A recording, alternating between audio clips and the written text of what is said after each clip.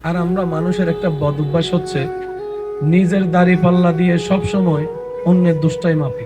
আমরা মানুষ প্রায়শই নিজের দাড়ি পাল্লাটা দিয়ে অন্যের দোষগুলোকে মাপি। এই জীবনেই কিন্তু আমাদের জীবন পার হচ্ছে। নিজের শরীরের কাপড়ের দাগ কয়টা আছে সেটা নজরে না পড়লেও মানুষের সেই সাদা কাপড়ের ছোট্ট একটা কালির দাগও খুব বড়ভাবে দেখা যায়। আমরা অন্যের দোষ তালাশ করতে করতে যে সময়টা আমরা ব্যয় করি তার 10 ভাগের 2 ভাগ যদি নিজের গুনাহ মাফ করানোর জন্য রবের কাছে তওবার কাজে লাগাতে পারতাম, আমাদের হয়তো জীবনের অনেক গুনাহ মাফ হয়ে যেত। সুবহানাল্লাহ। আমরা আমাদের মতো চলতে গিয়ে আমরা খাজনার চাইতে বাজনা বাড়াই দিই। একটু মনোযোগ। আমরা আমাদের মতো চলতে গিয়ে খাজনার চাইতে কি বাড়াই? বাজনাটা বাড়াই। আজকে বিশ্বের যে মন্দা পরিস্থিতি, আমার যুবক ভাইরা আমার চাইতে আরো বেশি ভালো জ্ঞান রাখে। এই সমস্ত সিস্টেমটা কোনো না কোনো জায়গা থেকে সুদের সাথে সম্পৃক্ত থাকার কারণে ডেস্ট্রয় হয়ে যাচ্ছে। কথা বলেন। বিয়ে করতে স্বর্ণ লাগে না, বিয়ের সাথে স্বর্ণের কোনো সম্পর্ক, কিন্তু একটা রসমের মধ্যে বিয়ের সাথে স্বর্ণের সম্পর্ক আছে। যে হারে স্বর্ণের দামগুলো বাড়তেছে, যুবকরা বলে যে আর বিয়ে করা লাগবে, এখন মনে হয় 1,90,000, হ্যাঁ 1,85,000, 1,90,000 গিয়ে দাঁড়াইছে। স্বর্ণের দাম যদি এভাবে বাড়ে, বিয়ে করে আনবে যে বউটাকে যে একটা উপহার দিবে, সেই সাহসও বলেন না, সেই সাহসও। এই সমস্ত সিস্টেমগুলা সুদ নামক যে অভিশাপটা আমাদের মধ্যে বিরাজ করছে, কথা বলেন, হাজার হাজার মানুষের জীবন নষ্ট হয়ে যাচ্ছে এই সুদের কারণে, ঋণের কারণে। এটাকে আপনি মুনাফা বলেন আর এই বলেন আর সে বলেন, ওয়াটার আর পানি, রাইস আর ভাত, আল্লাহ যেটাতে নারাজ এক কথায় মাথায় রাখবেন, সেখানে কোনো প্রকার শান্তি। আর রব্বুল আলামিন যেটাতে খুশি সেটা কাটা হলেও ফুলের সন্ধান আপনি পাবেন। রব্বুল আলামিন যখন রহমত তুলে নেয়, গোলাপের মতো দামি ফুলটা কাটার মতো ব্যবহার করে। আর রব্বুল আলামিন যখন রহমত দেওয়া শুরু করে, তখন আপনার সাথে আগুনও সুন্দর ব্যবহার শুরু করবে। এই সিস্টেমে এখানে যতগুলা দোকানদার আছে, ব্যবসায়ী ভাইয়েরা আছে, ব্যক্তিগতভাবে আমি কাউকে চিনি না, তবে অনেক দোকানদারের সাথে টেনশনের একটা সম্পর্ক, বলেন না ভাই? আর এই টেনশনটা মানব জীবনে সবারই থাকে, কিন্তু যখন থেকে উনি ঋণের সাথে লাগছে, আমি বলবো না, আপনারা বলেন না, ঋণের বিষয়টা হচ্ছে প্রথম দিকে মনে হয় মাসে এত টাকা, এগুলো তো ব্যাপারই না। যখন একবার লেগে যায় তারপরে বুঝতে পারে কত দানে কত চাল। এই মামলাটা কি? আপনি যে মানুষটা প্রথমে বলেছেন ব্যাপারই না, তার মানে আপনার দেওয়া আপনার পক্ষে সম্ভব, পরে গিয়ে সেটা আপনার জন্য কাল হয়ে দাঁড়ালো কেন? মনে রাখবেন, কিছু জিনিস দেখা যায়, টাকা, চাউল, স্বর্ণ, সুখ শান্তি দেখা, একটু যদি কষ্ট না হয় রিপ্লে দেন, সুখ শান্তি দেখা, রহমত দেখা, বরকত দেখা। ওই বরকত শব্দটা উঠে গেলে সব কিছুর মধ্যে আপনি হিজিবিজির মধ্যে পড়ে যাবেন। একটা আওয়াজ দেন না। আর বরকত আসে কার থেকে? জোরে বলেন, আরো জোরে বলেন। ওই বরকত শব্দটা আসে রিজিকের দরজা দিয়ে। রব বলে যে তোদের রিজিকের দায়িত্ব তো আমি আগেই নিয়েছি, তোদের তো 2 নম্বরই করার কোনো দরকার, তোদের তো আমার অপছন্দনীয় কাজ করার কোনো দরকার, তোদের শুধু কাজ হচ্ছে যে জীবনে যাই হোক আমি রবকে স্মরণ করবি, আমার উপর ভরসা রাখবি। আরে আমি যে রব, কোন রকম খুঁটি তার ছাড়া, কোন প্রকার কেবল ছাড়া সকালে সূর্যকে তুলি, আমি যে রব কোন রকম রশি ছাড়া সন্ধ্যার সময় এই সূর্যটাকে অস্ত নেওয়ায় আমি যে রব বড় বড় গ্রহ নক্ষত্র গুলাকে কোন প্রকার পিলার ছাড়া দাঁড় করায় রাখতে পারি, তোরা কি বান্দা দেখোস না এগুলা? তোদের রব এগুলা পারে। তো যে রব এত পৃথিবীর তুলনায় 30 লক্ষ গুণ বড় হচ্ছে একটা সূর্য, সুবহানাল্লাহ। এই পৃথিবীর সম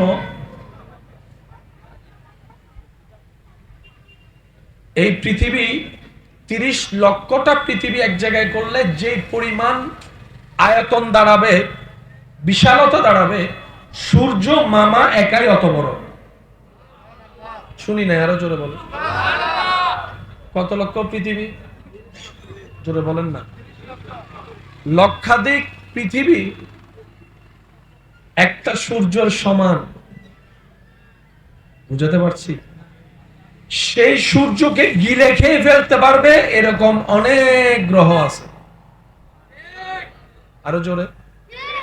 সায়েন্সের ভাইয়েরা আমার চাইতে ভালো জানে, বিজ্ঞানীদের সন্ধানে একটা সৃষ্টিতে একটা জিনিস পাওয়া গেছে যাকে বলা হয় ব্ল্যাক হোল। এটা এমন একটা অন্ধকার রাস্তা যেখানে প্রায়শই বড় বড় তারা উধাও হয়ে যায়। আর এটা আল্লাহ তাআলার সৃষ্টির সামান্য একটা অংশ মাত্র। সুবহানাল্লাহ। সব সৃষ্টিকার বলেন, সব সৃষ্টিকার রব বলে যে আমি এত বিশাল বিশাল গ্রহ নক্ষত্র চালাইতে পারি, তোর মতো 3.5 হাতে কি আমি চালাইতে পারি না রে? জোরে বলেন, জোরে বলেন, জোরে বলেন। এত সব আমি চালাই, আর তুই মনে করস আমি তোর 3.5 হাতের? আচ্ছা, একটা মানুষের দেহ যদি 3.5 হাত যদি আনুমানিক ধরে নেওয়া হয়, পেটটা আর কত বড়? উপরে নিচে মিলে কয় প্লেট আর ভাত আটে নরমালি? 20 প্লেট খাই, আমি ওদের কথা বলতেছি না, নরমাল যারা তাদের কথা বলছি। 1 প্লেট, 2 প্লেট, 3 প্লেট। খাবার যখন পেট ভরে ফেলে, হাজার মজার রান্না আর স্বাদ খাইতে ইচ্ছা। সব রিজিক দাতাকে সে আল্লাহ কি আছে, সে আল্লাহ কি দেখে, সে আল্লাহ কি শুনে, সে আল্লাহ দিতে পারে, সে আল্লাহ দিতে পারে, সে আল্লাহ খাওয়াতে পারে, সে আল্লাহ খাওয়াতে পারে। এই বিশ্বাস যাদের আছে তাদের কখনো উপবাসে ঘুমাতে হয় না। এই কথা মাথায় রাখবেন। যে বলে যে আমার রিজিক আমার আল্লাহর হাতে, যদি আমার রিজিকের দায়িত্বটা মানুষের হাতে থাকতো তাহলে টেনশন করাটা মানা যেত। চাচাকে তেল দিয়ে চলা লাগবে, বসকে পান দিয়ে চলা লাগবে, কারণ ওইটা না দিলে তো আমার আর হবে। রব বলে যে আমি তোমার রিজিকের দায়িত্ব কোনো বান্দার উপর ছাড়বো না যেন তার সামনে তোমাকে নত হতে হয়। আমি চাই না আমার বান্দা আমি রব ছাড়া আর কারো সামনে নত হোক। বলেন না সুবহানাল্লাহ। আল্লাহ তোমার চাওয়াটা এমন কেন? রব বলে যে আমার বান্দারা হচ্ছে শানওয়ালা বান্দা, আশরাফুল মাখলুকাত। তারা পৃথিবীতে নত হওয়াটাকে বেইজ্জত মনে করে, আর আমি রবের দরবারে নামাজ দিয়ে সিজদা দিয়ে নত হওয়াটাকে ইজ্জত মনে করে। মাথা নত করলে কি দুনিয়াতে ইজ্জত বাড়ে না কমে? দুনিয়ার বিষয়ে বসের সামনে, নেতার সামনে, এর সামনে, ওর সামনে মাথা নত করলে ইজ্জত, বলে না ইজ্জত? অনেকের সামনে দাঁড়ায় থাকতে হয় এমনি, উনি গালি দিতেই আছে, বকা দিতেই আছে, মাথা তোলা যায়? বলেন না মাথা তোলা যায়?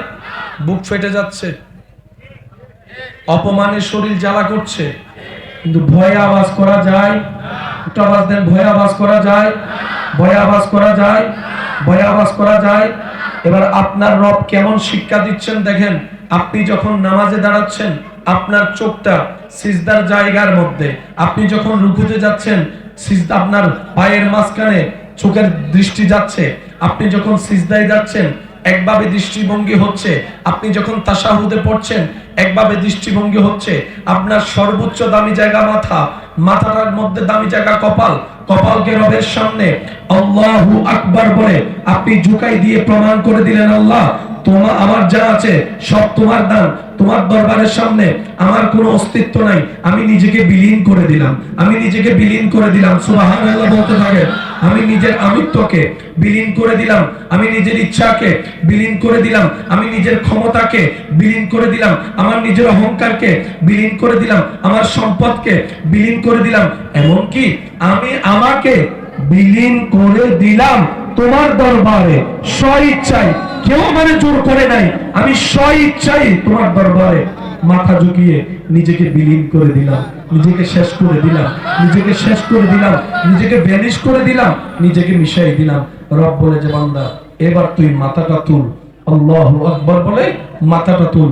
সালামটা ফিরানোর পরে আপনি যখন মুনাজাতে হাত তুলে ফেললেন, অটোমেটিক দেখবেন আপনার চেহারাটা আসমানের দিকে হয়ে যাচ্ছে। অনেকের ধারণা হতে পারে রাগ করলাম কিনা, মন খারাপ করলাম কিনা। আমি রাগও করি না, মনও খারাপ করি না, আমি আলহামদুলিল্লাহ বলছিলাম। এই সর্দার বাহাদুর নগর এলাকাবাসীর 1 বছরের স্বপ্ন এটা। কথা বলেন ঠিক না? এটা আপনার আমার কাছে হয়তো ছোট্ট একটা আয়োজন মনে হতে পারে, কিন্তু ওদের কাছে 1 বছরের স্বপ্ন। কেউ কোনো কিছু ইচ্ছা করে অসুন্দর করে না। কেউ করে কখনোই ইচ্ছা করে কি খাবার কেউ নষ্ট করে? তো ওনারা ওনাদের জায়গায় চেষ্টা করেছে, ভুল থেকে শিখা হয়, ভুল থেকে শিখা হয়। তো এই জীবনের একটাই নিয়ম, মানুষ যত সামনে যেতে থাকে, চলতে থাকে, বলতে থাকে, ভুল করতে থাকে, এক একটা ভুল মানুষকে জীবনের এক একটা নতুন শিক্ষা দেয়, যেটা তার জীবনকে কেউ যদি সে ভুল থেকে শিক্ষাটা নিয়ে ধারণ করতে পারে, ওই মানুষের জীবনটা তত তাড়াতাড়ি গুছিয়ে আসে, পারফেক্টের দিকে এগোতে থাকে। তো সেজন্য জীবনের কোনো পরিস্থিতিতে এখন আপনি আমি মন খারাপ করলে কি সবকিছু গুছিয়ে যাবে? একটু রিপ্লাই দেন আমাকে, যাবে? বৃষ্টি আসলে মন খারাপ করলে কি বৃষ্টি থেমে যাবে? তো জীবনে এই থিওরিটা মাথায় রাখবেন, যেমন হোক আলহামদুলিল্লাহ। সে একবার মন খুলে বলেন আলহামদুলিল্লাহ। আপনারা এমন ভাবে আলহামদুলিল্লাহ বলেন যেন আপনাদের কমিটির ভাইরা শুনে মনটা খুশি হয়ে যায়। বলেন আলহামদুলিল্লাহ। আপনাদের চাইতে বেশি টেনশন ওরা আছে, কারণ এটা ওদের 1 বছরের স্বপ্ন বলেছিলাম, ঠিক না? তো আল্লাহ তাআলা আমাদেরকে যেভাবে কবুল করেছেন আমরা সেভাবে আগাবো। রাগ ক্ষোভ যেহেতু আমি দেখাইনি, আপনাদের দেখানোর কোনো সুযোগ, বলেন না, দেখানোর কোনো সুযোগ বাস কাফি। জীবন তো চলমান, মন খারাপ করলেও জীবন যাবে, হাসি খুশি থাকলেও তো জীবন যাবে। তো জীবন যেহেতু যাওয়ারই পথে, মন খারাপ করে চেহারা মলিন করে দুনিয়ার থেকে যাওয়ার দরকার কি? মরতেই যেহেতু হবে, ঈমান নিয়ে কালিমা পড়ে হাসি মুখে মরতে পারায় তো বাহাদুরের কাজ। কথা বলেন ঠিক না? এবার খুশি মনে একবার বলেন আলহামদুলিল্লাহ। দ্বিতীয় নম্বর বিষয় হচ্ছে, যে জায়গায় আমাদের আজকের অবস্থানটা, এটা চট্টগ্রামের একটা ব্যস্ততম জায়গা, ঠিক না? যেখানে রাত 12টা 1টা 2টা হলো মনে হয় যেন সন্ধ্যা 7টা 8টা বাজে। ডান বাম দেখলে বোঝা যায় এখানে এখনো রাতের 12টা বাজে। ব্যস্ততম এরিয়া, সবার আপন আপন কাজ আছে। তো আমি ওয়াদা করেছিলাম, আল্লাহ তাআলা আমি অধমকে যথা সময়ে ওয়াদা মোতাবেক উপস্থিত হওয়ার সুযোগ দান করেছেন। আমি আপনাদেরকে বেশিক্ষণ সময় কষ্ট দিব না, অল্প কিছুক্ষণ ইনশাল্লাহ আপনাদের সাথে আলোচনা করে আপনাদের দোয়া নিয়ে আমি বিদায় নিব। আমি চাইব আশেপাশের যে নয়েজ, আওয়াজ আগের মতো থাক, আগের মতো, হ্যাঁ আগের মতো। আশেপাশে যে আওয়াজ, এটা যেন আমাদের আল্লাহ প্রদত্ত দেওয়া আওয়াজের সামনে শোনাই না যায়, সেভাবে একবার মন খুলে দরুদ শরীফ পড়েন। আল্লাহুম্মা সাল্লি, চেঞ্জ হয়ে গেছে, মাওলানা মুহাম্মদ ওয়া আলা আলিহি, মাওলানা মুহাম্মদ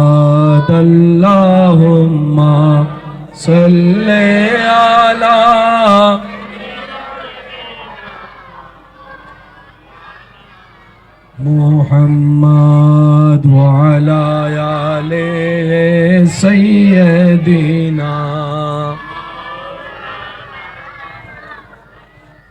উচ্চ আওয়াজ একবার বলি মারহাবা। অনেক সময় অনেক কিছু বলতে চাইলেও আমরা বলতে পারি না, কোন কথা কোন দিকে লেগে কোন দিকে লাগাই দেয়। এখানকার যে পরিবেশ সেটা তো আমরা সচক্ষে দেখতেছি, একটা আওয়াজ দেন না। এখানকার সাথে কোন কথাটা যায় সেটা তো আমরা না বুঝতেছি। এটা যখন 5-10 সেকেন্ডের 1 মিনিটের কাট ভিডিও হয়ে অনলাইনে চলে যায়, তখন মানুষ আপন আপন চিন্তায় ওই জিনিসটাকে কথাগুলোকে ওজন দেয়। আর আমরা মানুষের একটা বদ অভ্যাস হচ্ছে নিজের দাড়ি পাল্লা দিয়ে সব সময় অন্যের দোষটাই মাপি। আর একটু আস্তে করে বলেন, আওয়াজ কি শোনা যাচ্ছে? আওয়াজ শোনা যায় না ভাইজান? পিছনেরা একটু শুনছেন, একটু আপনার মতো চেষ্টা করেন। একবার বলি মারহাবা।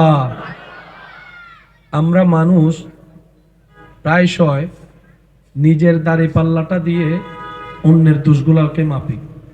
এই জীবনে কিন্তু আমাদের জীবন পার হচ্ছে, নিজের শরীরের কাপড়ে দাগ কয়টা আছে সেটা নজরে না পড়লেও মানুষের সেই সাদা কাপড়ের ছোট্ট একটা কালির দাগও খুব বড়ভাবে দেখা যায়। আমরা অন্যের দোষ তালাশ করতে করতে যে সময়টা আমরা ব্যয় করি, তার 10 ভাগের 2 ভাগ যদি নিজের গুনাহ মাফ করানোর জন্য রবের কাছে তওবার কাজে লাগাতে পারতাম, আমাদের হয়তো জীবনের অনেক গুনাহ মাফ হয়ে যেত। সুবহানাল্লাহ। আমরা আমাদের মতো চলতে গিয়ে আমরা খাজনার চাইতে বাজনা বাড়াই দিই। একটু মনোযোগ। আমরা আমাদের মতো চলতে গিয়ে খাজনার চাইতে কি বাড়াই? বাজনাটা বাড়াই। আজকে বিশ্বের যে মন্দা পরিস্থিতি, আমার যুবক ভাইরা আমার চাইতে আরো বেশি ভালো জ্ঞান রাখে। এই সমস্ত সিস্টেমটা কোনো না কোনো জায়গা থেকে সুদের সাথে সম্পৃক্ত থাকার কারণে ডেস্ট্রয় হয়ে যাচ্ছে। কথা বলেন। বিয়ে করতে স্বর্ণ লাগে না, বিয়ের সাথে স্বর্ণের কোনো সম্পর্ক, কিন্তু একটা রসমের মধ্যে বিয়ের সাথে স্বর্ণের সম্পর্ক আছে। যে হারে স্বর্ণের দামগুলো বাড়তেছে, যুবকরা বলে যে আর বিয়ে করা লাগবে, এখন মনে 1,90,000, হ্যাঁ 1,85,000, 1,90,000 গিয়ে দাঁড়াইছে। স্বর্ণের দাম যদি এভাবে বাড়ে, বিয়ে করে আনবে যে বউটাকে যে একটা উপহার দিবে, সেই সাহসও বলেন না, সেই সাহসও। এই সমস্ত সিস্টেমগুলা সুদ নামক যে অভিশাপটা আমাদের মধ্যে বিরাজ করছে, কথা বলেন, হাজার হাজার মানুষের জীবন নষ্ট হয়ে যাচ্ছে এই সুদের কারণে, ঋণের কারণে। এটাকে আপনি মুনাফা বলেন আর এই বলেন আর সে বলেন, ওয়াটার আর পানি, রাইস আর ভাত, আল্লাহ যেটাতে নারাজ এক কথায় মাথায় রাখবেন, সেখানে কোনো প্রকার শান্তি। আর রব্বুল আলামিন যেটাতে খুশি সেটা কাটা হলেও ফুলের সন্ধান আপনি পাবেন। রব্বুল আলামিন যখন রহমত তুলে নেয়, গোলাপের মতো দামি ফুলটা কাটার মতো ব্যবহার করে। আর রব্বুল আলামিন যখন রহমত দেওয়া শুরু করে, তখন আপনার সাথে আগুনও সুন্দর ব্যবহার শুরু করবে। এই সিস্টেমে এখানে যতগুলা দোকানদার আছে, ব্যবসায়ী ভাইয়েরা আছে, ব্যক্তিগতভাবে আমি কাউকে চিনি না, তবে অনেক দোকানদারের সাথে টেনশনের একটা সম্পর্ক, বলেন না ভাই? আর এই টেনশনটা মানব জীবনে সবারই থাকে, কিন্তু যখন থেকে উনি ঋণের সাথে লাগছে, আমি বলবো না, আপনারা বলেন না, ঋণের বিষয়টা হচ্ছে প্রথম দিকে মনে হয় মাসে এত টাকা, এগুলো তো ব্যাপারই না। যখন একবার লেগে যায়, তারপরে বুঝতে পারে কত দানে কত চাল। এই মামলাটা কি? আপনি যে মানুষটা প্রথমে বলেছেন ব্যাপারই না, তার মানে আপনার দেওয়া আপনার পক্ষে সম্ভব, পরে গিয়ে সেটা আপনার জন্য কাল হয়ে দাঁড়ালো কেন? মনে রাখবেন, কিছু জিনিস দেখা যায়, টাকা, চাউল, স্বর্ণ, সুখ শান্তি দেখা, একটু যদি কষ্ট না হয় রিপ্লে দেন, সুখ শান্তি দেখা, রহমত দেখা, বরকত দেখা। ওই বরকত শব্দটা উঠে গেলে সব কিছুর মধ্যে আপনি হিজিবিজির মধ্যে পড়ে যাবেন। একটা আওয়াজ দেন না। আর বরকত আসে কার থেকে? জোরে বলেন, আরো জোরে বলেন। ওই বরকত শব্দটা আসে রিজিকের দরজা দিয়ে। রব বলে যে তোদের রিজিকের দায়িত্ব তো আমি আগেই নিয়েছি, তোদের তো 2 নম্বরই করার কোনো দরকার, তোদের তো আমার অপছন্দনীয় কাজ করার কোনো দরকার, তোদের শুধু কাজ হচ্ছে যে জীবনে যাই হোক আমি রবকে স্মরণ করবি, আমার উপর ভরসা রাখবি। আরে আমি যে রব কোন রকম খুঁটি তার ছাড়া, কোন প্রকার কেবল ছাড়া সকালে সূর্যকে তুলি,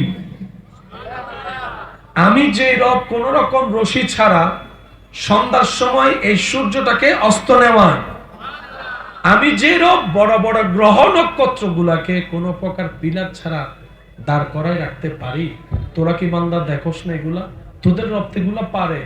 তো যে রব এত পৃথিবীর তুলনায় 30 লক্ষ গুণ বড় হচ্ছে একটা সূর্য, সুবহানাল্লাহ। এই পৃথিবীর সম,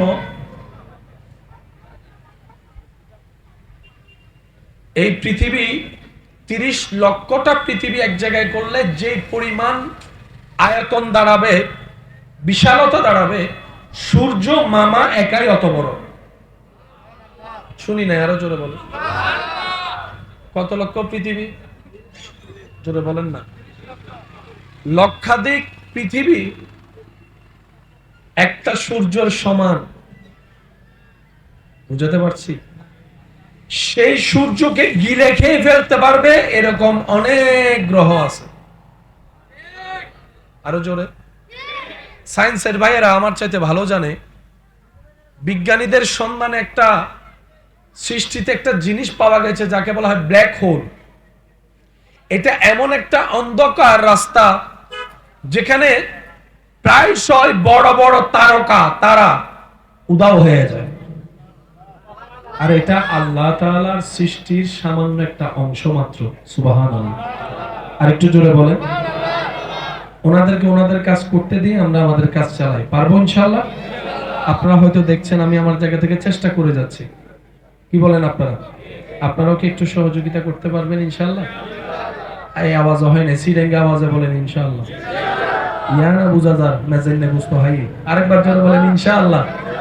এবার বলেন মারহাবা, আরো জোরে বলেন মারহাবা। সব সৃষ্টিকার, বলেন সব সৃষ্টিকার রব বলে যে আমি এত বিশাল বিশাল গ্রহ নক্ষত্র চালাইতে পারি, তোর মতো 3.5 রাত্রে কি আমি চালাইতে পারি না রে? জোরে বলেন, জোরে বলেন, জোরে বলেন। এত সব আমি চালাই, আর তুই মনে করস আমি তোর 3.5 হাতের? আচ্ছা, একটা মানুষের দেহ যদি 3.5 হাত যদি আনুমানিক ধরে নেওয়া হয়, পেটটা আর কত বড়? উপরে নিচে মিলে কয় প্লেট আর ভাত আটে নরমালি? 20 প্লেট খাই, আমি ওদের কথা বলতেছি না, নরমাল যারা তাদের কথা বলছি। 1 প্লেট, 2 প্লেট, 3 প্লেট। খাবার যখন পেট ভরে ফেলে, হাজার মজার রান্না আর স্বাদ খাইতে ইচ্ছা। সব রিজিক দাতাকে। আওয়াজটা মনে হয় বড় হবে, আর একটু আওয়াজ দিয়ে বলেন, সে আল্লাহ কি আছে? সে আল্লাহ কি দেখে? সে আল্লাহ কি শুনে? সে আল্লাহ দিতে পারে, সে আল্লাহ দিতে পারে, সে আল্লাহ খাওয়াতে পারে, সে আল্লাহ খাওয়াতে পারে। এই বিশ্বাস যাদের আছে তাদের কখনো উপবাসে ঘুমাতে হয় না। এই কথা মাথায় রাখবেন। যে বলে যে আমার রিজিক আমার আল্লাহর হাতে, যদি আমার রিজিকের দায়িত্বটা মানুষের হাতে থাকতো তাহলে টেনশন করাটা মানা যেত। চাচাকে তেল দিয়ে চলা লাগবে, বসকে পান দিয়ে চলা লাগবে, কারণ ওইটা না দিলে তো আমার আর হবে। রব বলে যে আমি তোমার রিজিকের দায়িত্ব কোনো বান্দার উপর ছাড়বো না যেন তার সামনে তোমাকে নত হতে হয়। আমি চাই না আমার বান্দা আমি রব ছাড়া আর কারো সামনে নত হোক, বলেন না সুবহানাল্লাহ। আল্লাহ তোমার চাওয়াটা এমন কেন? রব বলে যে আমার বান্দারা হচ্ছে শানওয়ালা বান্দা, আশরাফুল মখলুকাত। তারা পৃথিবীতে নত হওয়াটাকে বেইজ্জত মনে করে, আর আমি রবের দরবারে নামাজ দিয়ে সিজদা দিয়ে নত হওয়াটাকে ইজ্জত মনে করে। মাথা নত করলে কি দুনিয়াতে ইজ্জত বাড়ে না কমে? দুনিয়ার বিষয়ে বসের সামনে, নেতার সামনে, এর সামনে, ওর সামনে মাথা নত করলে ইজ্জত, বলে না ইজ্জত, অনেকের সামনে দাঁড়ায় থাকতে হয় এমনি। উনি গালি দিতেই আছে, বকা দিতেই আছে, মাথা তোলা যায়? বলেন না মাথা তোলা যায়? বুক ফেটে যাচ্ছে, অপমানের শরীর জ্বালা করছে, কিন্তু ভয়ে আওয়াজ করা যায়? একটু আওয়াজ দেন, ভয়ে আওয়াজ করা যায়? ভয়ে আওয়াজ করা যায়? ভয়ে আওয়াজ করা যায়? এবার আপনার রব কেমন শিক্ষা দিচ্ছেন দেখেন। আপনি যখন নামাজে দাঁড়াচ্ছেন, আপনার চোখটা সিজদার জায়গার মধ্যে, আপনি যখন রুকুতে যাচ্ছেন, সিজদা আপনার পায়ের মাঝখানে চোখের দৃষ্টি যাচ্ছে, আপনি যখন সিজদায় যাচ্ছেন একভাবে দৃষ্টিভঙ্গি হচ্ছে, আপনি যখন তাশাহুদে পড়ছেন একভাবে দৃষ্টিভঙ্গি হচ্ছে, আপনার সর্বোচ্চ দামি জায়গা মাথা, মাথার মধ্যে দামি জায়গা কপাল, কপালকে রবের সামনে আল্লাহু আকবার বলে আপনি ঝুঁকাই দিয়ে প্রমাণ করে দিলেন, আল্লাহ তোমার আমার যা আছে সব তোমার দান, তোমার দরবারের সামনে আমার কোনো অস্তিত্ব নাই, আমি নিজেকে বিলীন করে দিলাম, আমি নিজেকে বিলীন করে দিলাম। সুবহানাল্লাহ বলতে থাকে, আমি নিজের আমিত্বকে বিলীন করে দিলাম, আমি নিজের ইচ্ছাকে বিলীন করে দিলাম, আমি নিজের ক্ষমতাকে বিলীন করে দিলাম, আমার নিজের অহংকারকে বিলীন করে দিলাম, আমার সম্পদকে বিলীন করে দিলাম, এমনকি আমি আমাকে বিলীন করে দিলাম তোমার দরবারে স্বইচ্ছায়, কেউ মানে জোর করে নাই, আমি স্বইচ্ছায় তোমার দরবারে মাথা ঝুঁকিয়ে নিজেকে বিলীন করে দিলাম, নিজেকে শেষ করে দিলাম, নিজেকে শেষ করে দিলাম, নিজেকে ভ্যানিশ করে দিলাম, নিজেকে মিশাই দিলাম। রব বলে যে বান্দা এবার তুই মাথাটা তুল, আল্লাহু আকবার বলে মাথাটা তুল। সালামটা ফিরানোর পরে আপনি যখন মুনাজাতে হাত তুলে ফেললেন, অটোমেটিক দেখবেন আপনার চেহারাটা আসমানের দিকে হয়ে যাচ্ছে। প্র্যাকটিক্যাল করে দেখবেন, যখন রবের দরবারে বিক করে অটোমেটিক মাথাটা উপরের দিকে উঠে যায়। আরো জোরে, আরো জোরে, আরো জোরে। রব বলে যে আমার সামনে ঝুঁকে, পৃথিবীর সামনে আমি তাকে ঝুঁকতে দিই না। এমন ভাবে সুবহানাল্লাহ বলেন যেভাবে বলে আপনার শুনে শান্তি লাগবে। এই তো মাশাআল্লাহ, আরেকটু জোরে, আরেকটু জোরে। রব বলে যে অন্তর থেকে আমার দরবারে ঝুঁকবে, আমি রব পৃথিবীর কোন বিষয়ে তাকে কোথাও ঝুঁকতে, বলেন না ঝুঁকতে, এ ওয়াদাকার, জোরে বলেন এ ওয়াদাকার। ইউসুফ নবীর জীবনে যে পরিমাণ টর্চার হয়েছে, আমরা তো অনেক সময় বলে আর শোনার মধ্যে জিনিসটা শেষ করে ফেলি, অনুভবের মধ্যে কখনো যায়নি। ইব্রাহিম নবীর আগুনে পড়ার ঘটনা জানে না কে? সবাই জানে, কিন্তু ওই ফিলিংসটা ফিল করার চেষ্টা কখনো করিনি, যে অনুভূতিটার কেমন অনুভব হতে পারে। সমস্ত পয়গম্বরের জীবনে যে পরিমাণ মুসিবত এসেছে, কোন সৃষ্টিকে আল্লাহ এরকম মুসিবত দেয়নি। আল্লাহ মুসিবত ওনাদেরকে দিয়েছেন যাদেরকে মেহবুবিয়তের লিস্টের মধ্যে নাম লিখেছেন। আল্লাহ অপমানের শিকার তাদেরকে করেছেন যাদেরকে আল্লাহ তাআলা মোহাব্বতের জায়গা দিয়েছেন। পৃথিবীর ক্ষুধার কষ্ট আল্লাহ তাদেরকে দিয়েছেন, অপমানের যন্ত্রণা তাদেরকে দিয়েছেন, শারীরিক যুগ তাদেরকে দিয়েছেন যাদেরকে আল্লাহ তাআলা প্রিয় লিস্টের মধ্যে সর্বোচ্চ জায়গায় রেখেছেন। বলেন সুবহানাল্লাহ। দরুদ শরীফ পড়েন আল্লাহুম্মা